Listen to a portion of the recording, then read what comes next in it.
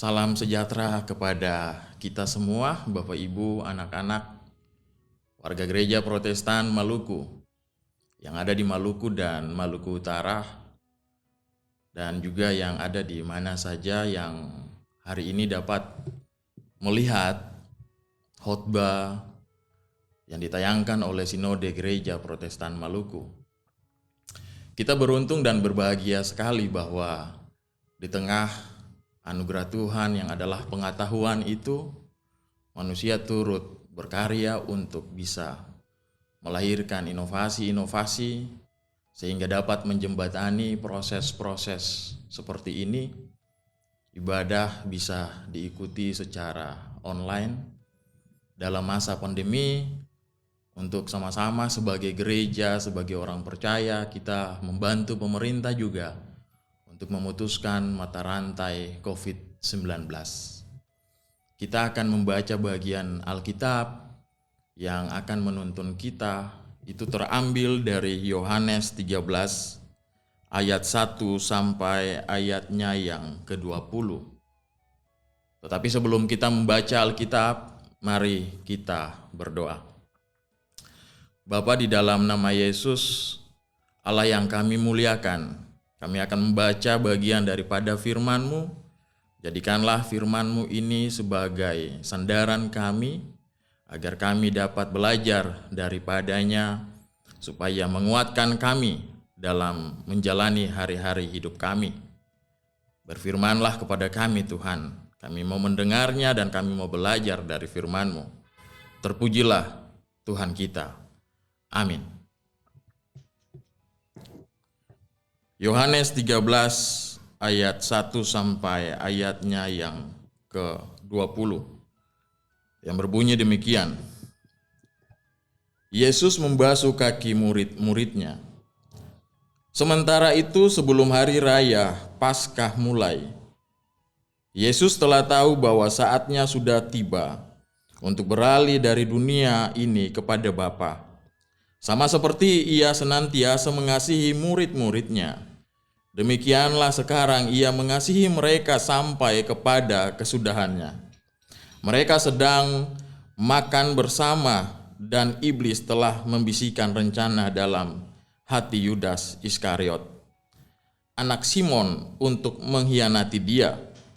Yesus tahu bahwa Bapanya telah menyerahkannya segala sesuatu kepadanya dan bahwa ia datang dari dunia, bahwa ia datang dari Allah dan kembali kepada Allah.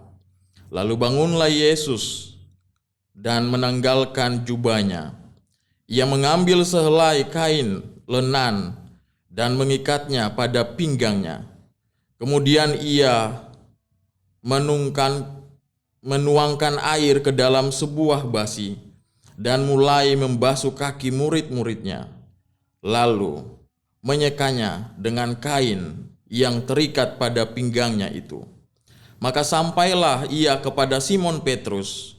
Kata Petrus kepadanya, "Tuhan, engkau hendak membasuh kakiku?" Jawab Yesus kepadanya, "Apa yang kuperbuat engkau tidak tahu sekarang, tetapi engkau akan mengertinya kelak." Kata Petrus kepadanya, "Engkau tidak akan membasuh kakiku sampai selama-lamanya." Jawab Yesus, "Jikalau aku tidak membasuh engkau, engkau tidak mendapat bagian dalam aku." Kata Simon Petrus kepadanya, "Tuhan, jangan hanya kakiku saja, tetapi juga tangan dan kepalaku." Kata Yesus kepadanya, "Barang siapa telah mandi, ia tidak usah membasuh dirinya lagi, selain membasuh kakinya. Karena ia sudah bersih seluruhnya. Juga kamu sudah bersih, hanya tidak semua. Sebab ia tahu siapa yang akan menyerahkan dia.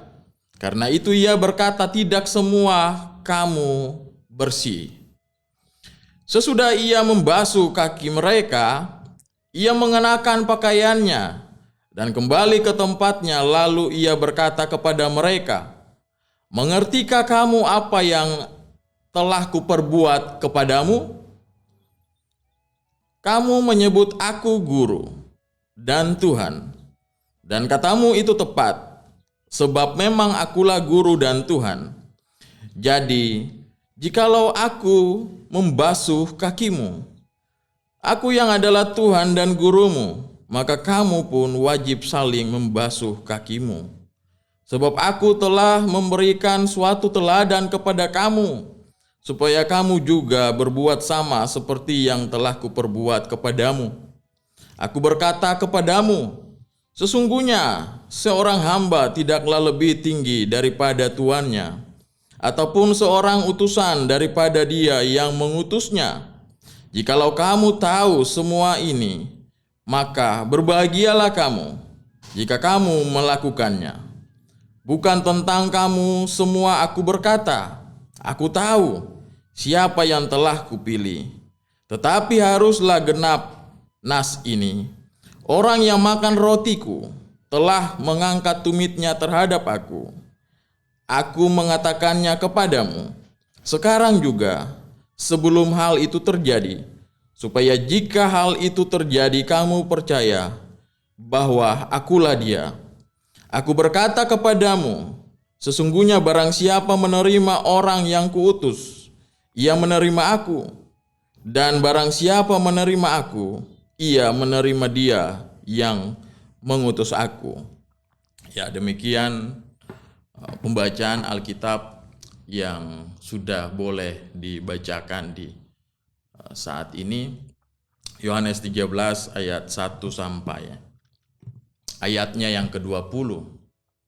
Salam sejahtera kepada kita semua, Bapak Ibu, anak-anak, warga gereja Protestan Maluku, yang ada di Maluku maupun di Maluku Utara, serta siapa saja yang telah menyaksikan tayangan khotbah oleh Sinode Gereja Protestan Maluku ini.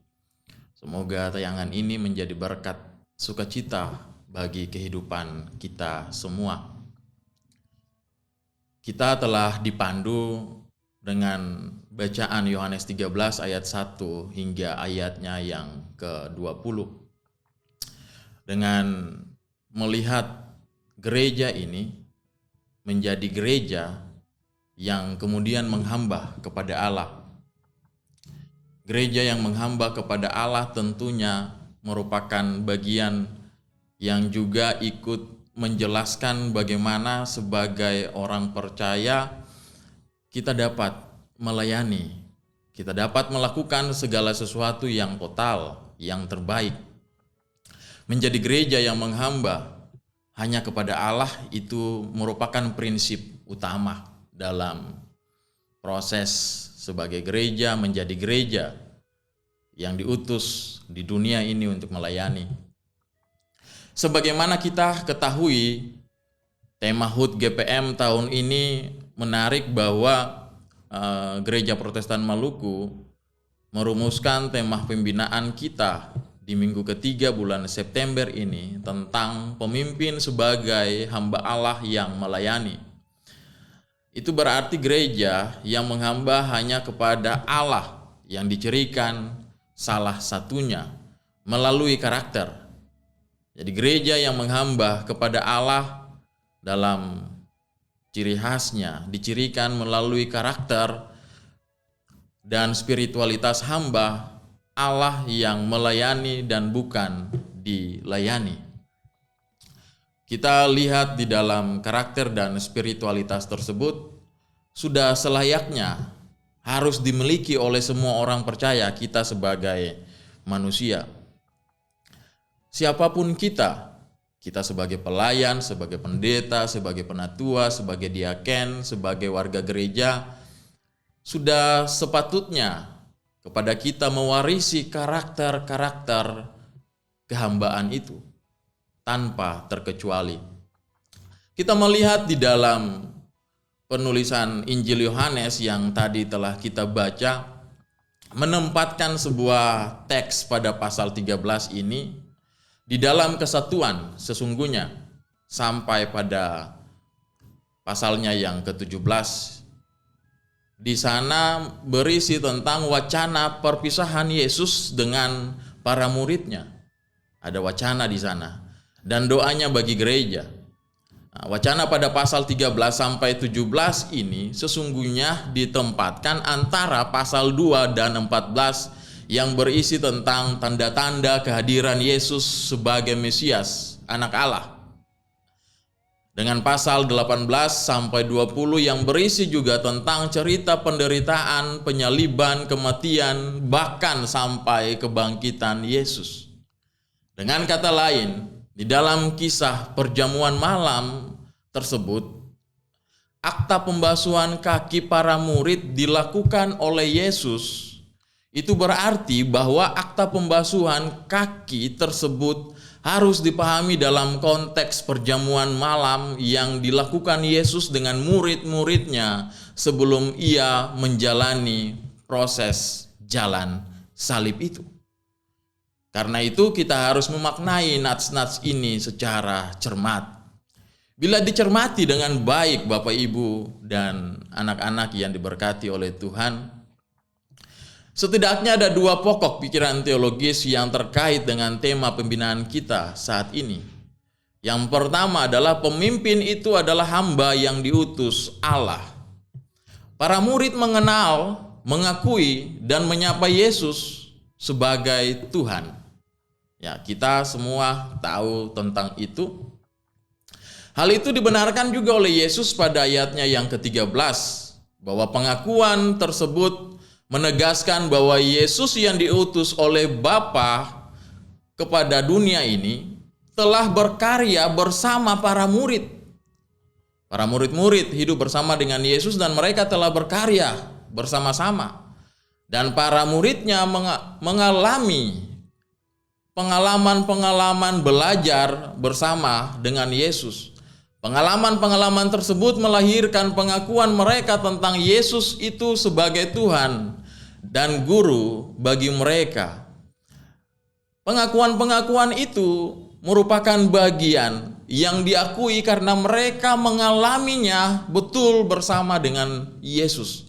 Pengalaman panca indera mereka menegaskan itu, bahwa ketika Yesus disebut sebagai guru, Yesus disebut sebagai sahabat, Yesus disebut sebagai Tuhan, itu terlahir dari pengalaman indrawi mereka yang melihat bukti realitas nyata yang Yesus buktikan melalui perkataan dan melalui tindakan di dalam karya-karyanya yang disebut spektakuler. Misalnya dia bisa melakukan hal-hal yang tidak bisa dijelaskan dengan akal yang logik, tetapi di dalam praktek kenyataan menurut catatan sejarah Alkitab itu dikaryakan oleh Yesus. Dan pengalaman-pengalaman indrawi tersebut yang membuat para murid lalu mengaku bahwa Yesus itu layak disebut Tuhan, layak disebut guru, layak disebut seorang sahabat. Sebagai Tuhan, Bapak dan Ibu, Yesus membangun sebuah relasi dan komunikasi dengan para muridnya. Dia membangun semua itu dengan proses dinamika yang sangat edukatif. Dia membangun semua komunikasi dengan semua orang berdasarkan kasih dan keadilan. Yesus membangun komunikasi dengan kasih dan keadilan yang menjadi dasar perekatnya. Dengan begitu, maka Yesus secara langsung dengan landasan kasih dan keadilan sebagai cara dia menjalani hari-hari hidupnya di dalam pelayanannya. Dengan begitu, maka Yesus telah melakukan sebuah proses transformasi sistem. Yesus telah melahirkan sebuah transformasi sistem dan juga pola dan orientasi relasi sosial, kultural, Yunani Romawi yang tidak adil itu menjadi sebuah pola relasi interpersonal dan sosial yang saling menghargai dan saling menghidupkan secara adil demi kehidupan bersama yang lebih bermartabat. Dalam konteks GPM, Bapak dan Ibu, Allah di dalam Yesus Kristus juga mengutus gereja ini untuk melanjutkan karya-karya Allah itu di tengah-tengah kehidupan umat manusia, masyarakat, bangsa, dan negara kita. khususnya di bumi Maluku dan Maluku Utara sebagai konteks Gemul kita. Dan GPM sebagai gereja telah menjalankan misi tersebut bersama Sang Pengutus hingga pada usia 85 tahun, 6 September kemarin yang baru saja kita rayakan. Kita telah menjalankan misi tersebut sebagai gereja baik secara institusional, lembaga secara komunitas atau persekutuan, dan personal secara tiap-tiap orang dalam peran-peran di tengah masyarakat. Sebagai pengemban misi Allah itu, kita tidak hanya memperoleh kepercayaan dari Allah untuk menjalankan misinya, tetapi kita juga diberi tanggung jawab etis untuk menjalankan misi tersebut sesuai dengan kehendak Allah sebagaimana yang telah dilakukan oleh Yesus itu sendiri.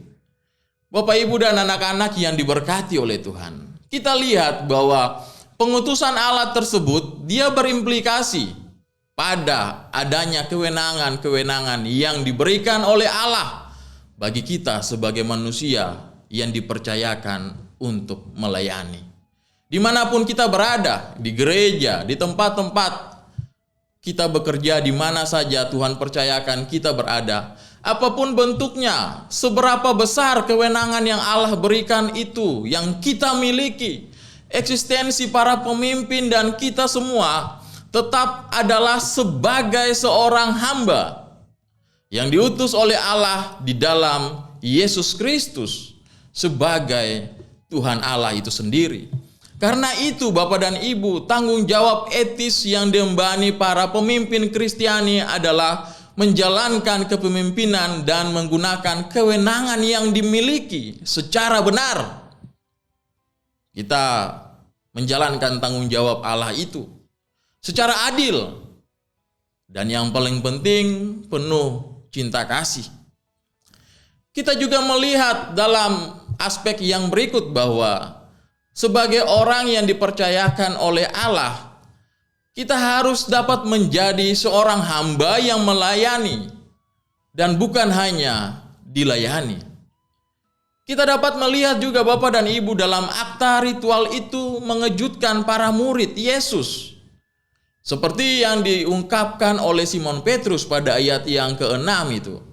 Mereka terkejut karena akta itu dilakukan oleh Yesus sebagai Tuhan dan Guru mereka pada ayat yang ke-13 dan ayatnya yang ke-14. Karena hal itu menurut mereka tidak biasa dalam tradisi masyarakat Yahudi maupun Yunani Romawi. Itu tidak biasa. Dan menurut mereka dalam tradisi masyarakat Yahudi maupun Yunani Romawi pada zaman itu, akta pembasuhan kaki itu hanya biasanya dilakukan oleh hamba pada hamba yang derajatnya di bawah terhadap tuan yang derajatnya di atas. Kepada tuannya, kepada nyonya-nyonya, bukan sebaliknya.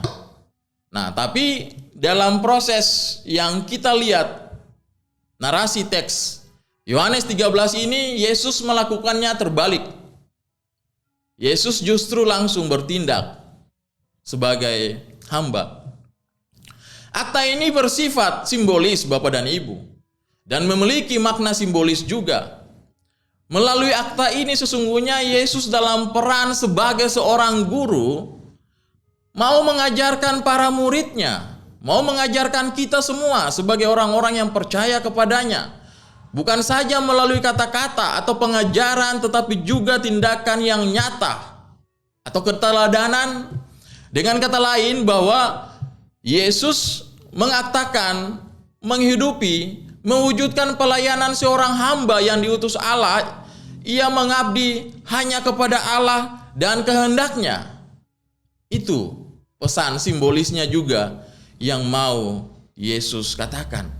Karena itu pelayanannya berorientasi pada nilai keadilan, kebenaran, dan kesejahteraan semua orang. Khususnya bagi orang-orang yang menderita dan termarginalkan. Ia yang adalah Tuhan dan Guru bersedia merendahkan hati untuk melayani para murid sebagai representasi masyarakat biasa, sehingga pelayanannya menembus struktur sosial, dia menembus struktur sosial kultural itu yang diciptakan oleh masyarakat. Dia mampu mengubah, melakukan proses transformasi. Bahkan melalui akta pembasuhan kaki itu, Yesus menunjukkan siapa dirinya, kepada kesediaannya dan keikhlasannya untuk menjalani jalan penderitaan salib dan kematian sebagai wujud kehendak yang ia tahu sebagai kehendak Bapaknya untuk menyelamatkan dunia ini. Bapak, Ibu, dan anak-anak yang diberkati oleh Tuhan, dalam kisah ini kita melihat bahwa Injil Yohanes di sini menampilkan juga kelemahan dan ancaman dari konteks yang sedang terjadi. Yang dihadapi dalam pelayanan, kita lihat ada kelemahan-kelemahan tersebut terjadi, kesalahpahaman biasanya itu sudah sewajarnya. Tetapi kesalahpahaman itu mampu diluruskan, mampu diselesaikan dengan cara yang edukatif, dengan cara yang sifatnya pastoralistik, dengan cara yang saling mengayomi, dengan cara yang saling merangkul satu dengan yang lain. Dengan cara-cara tersebut sesungguhnya kita telah melakukan proses keteladanan yang membuat diri kita menjadi bagian orang belajar siapa Kristus di dalam diri kita, yang dimaknai sebagai hamba Allah itu. Kita melihat bahwa kelemahan itu juga dipicu oleh karakteristik Petrus di dalam teks itu, ayat 6 sampai 9. Petrus di sini dikatakan yang cepat dan berani bicara tanpa lebih dulu berpikir kritis dalam amatan bacaan yang sudah dibaca. Karena itu, dalam dialog dengan Petrus, Bapak dan Ibu, Yesus meluruskan kesalahpahaman itu sehingga tidak keterusan itu terjadi. Selain itu juga ada ancaman yang lain yang disebutkan, yakni ancaman tentang pengkhianatan. Hal ini sudah diketahui oleh Yesus. Ancaman ini yang dimaksudkan adalah Yudas Iskariot. Pada ayat 11, 18, kita juga bisa membandingkan dengan Yohanes 13 ayat 21 sampai 30, 18 ayat 2 dan 5. Ancaman ini Bapak dan Ibu diperkuat dengan persengkokolan untuk alasan yang disebut alasan ekonomi dan politik. Dalam konteks bacaan tersebut, Yesus di sini ditampilkan telah mengingatkan para muridnya tentang ancaman tersebut sebelum semuanya terjadi. Bahwa Yesus melakukan proses membasuh kaki, sebuah akta simbolis yang mau mengatakan di situ, yang mau dipesankan oleh Yesus di situ bahwa tidak semua di dalam diri kita atau tidak semua yang ada di antara kita itu bersih. Oleh sebab itu kita harus membersihkannya. Yesus juga berpesan kepada kita ketika dia sudah membasuh kaki kita secara simbolis. Oleh sebabnya itu kita harus menularkannya.